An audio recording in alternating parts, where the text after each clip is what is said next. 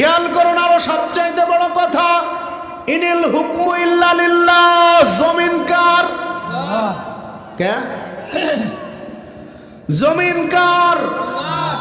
আইন চলবে কার?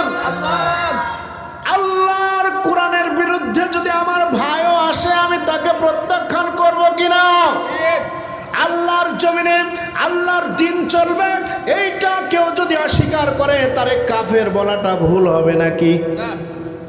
ভুল হবে নাকি? আমার ভাই হোক, আমার বন্ধু হোক, আমার চাচা হোক, কোরআনের পক্ষে যে নাই, তার মানে সে হলো কোরআনের বিপক্ষে। আচ্ছা, আপনারা আমার আদর্শ মানবেন নাকি রাসূলুল্লাহ সাল্লাল্লাহু আলাইহি সাল্লামের আদর্শ মানবেন? কথা বুঝে শুনে কোন, সামনে কিন্তু আদর্শের দিন আসতেছে নাকি? সামনে আদর্শের দিন আসতেছে। এই আদর্শের দিন আপনাকে আল্লাহর আদর্শ, আল্লাহ রাসূলের আদর্শ মানতে হবে। আমি আপনার ভাই হই, চাচা হই, প্রতিবেশী হই, দাদা হই, মামা হই, খালা হই, কিয়ামতের দিন কঠিন মুসিবতের সময় আল্লাহ রব্বুল আলামিন বলবেন, ও আমার বান্দা, আমার বিধানকে বাস্তবায়ন করার জন্য একটা পক্ষ, একটা গোষ্ঠী, একটা দল তোমার সামনে উপস্থিত হয়েছিল, কিন্তু তুমি তাকে গ্রহণ করনি, প্রত্যাখ্যান করেছ।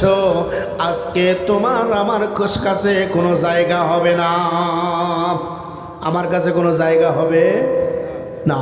কিয়ামতের দিন আল্লাহ চারটে পুরস্কার দেবে। কয়টা? এক নম্বর হলো আপনার ডান হাতে আমলনামা দেবে। 2 নম্বর হাউজে কাউসারের পানি পান করাবে।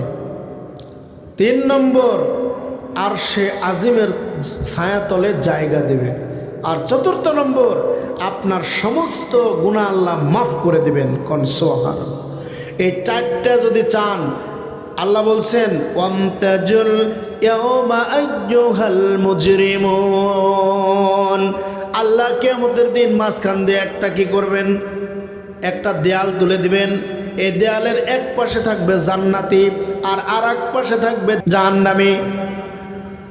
আল্লাহ রাব্বুল আলামিন, ওয়ামতাজুল ইয়াওমা আইয়ুহাল মুজরিমুন আলাম আহদ ইলাইকুম ইয়া বানি আদম আল্লা তা'বুদুশ শাইতান ইন্নাহু লাকুম আদুব্বুম মুবিন।